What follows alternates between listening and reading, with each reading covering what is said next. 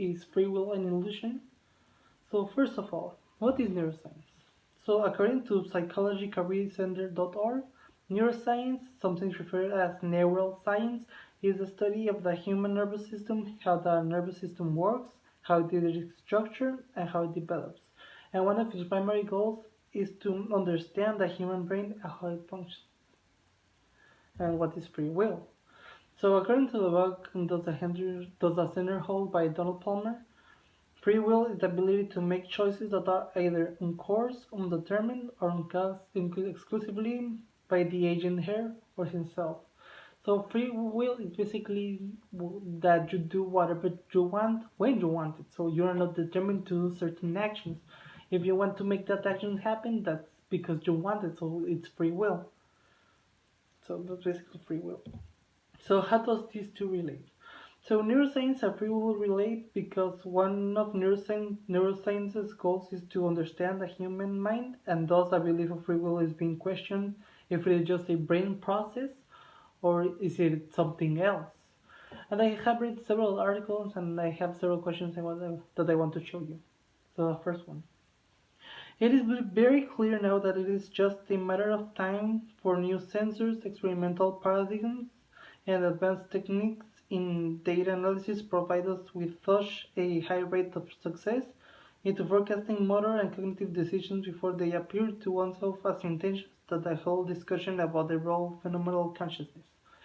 So people are very searching for answers if we have free will or is it just the brain process. So that's what I basically say that quote. And in 1983, a person named Leavitt experimented on this exact question. So, do we have free will? And he made a volunteer to press a button whatever he wanted, and he put like a type of helmet or something in his head to see how the brain was functioning. So, if it emitted any signs or anything, and that's what the voltage scope EEG is. So in the start at the bottom, and when the volunteer thinks about what he's going to do, it moves up. So he's thinking about it, and when he actually does the decision, when he thinks he make the decision over here, he already happened to know what he was going to do. So he had no free will. The brain already knew what was going to happen, but he didn't. When he did, he thought that was his own doing. So that was Livet's experiment in 1983. So here's another picture. This is the brain. This is when he thinks about it, and this is when he actually does it. So there's a time between these two that makes it that free will does not exist. So another quote. So what is more, engineers have programmed robots to display simple goal-directed behaviors, and these robots can produce the uncanny impression that they have feelings, even though the machines are not remotely possible candidates for having awareness. In short, our instincts can lead us astray on this matter too. Maybe consciousness does not have to be something different from or above and beyond brain processes. So, like, people program the robots to make them think that they can think, that they can feel, but that's not true. That's just programmed in their system. So how are we different? How do we know that we have free will and it is not just a brain process? So this is what this code is saying.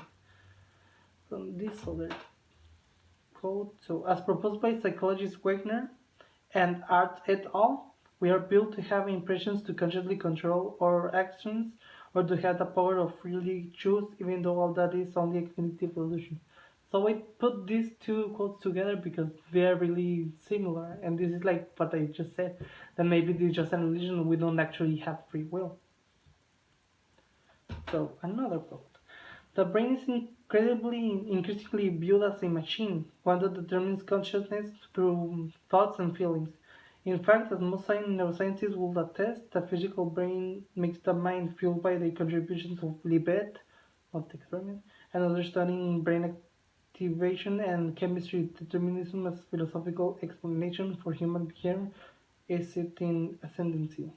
So this shows that people are already searching for the true answer. Like Levet did this research on 1983.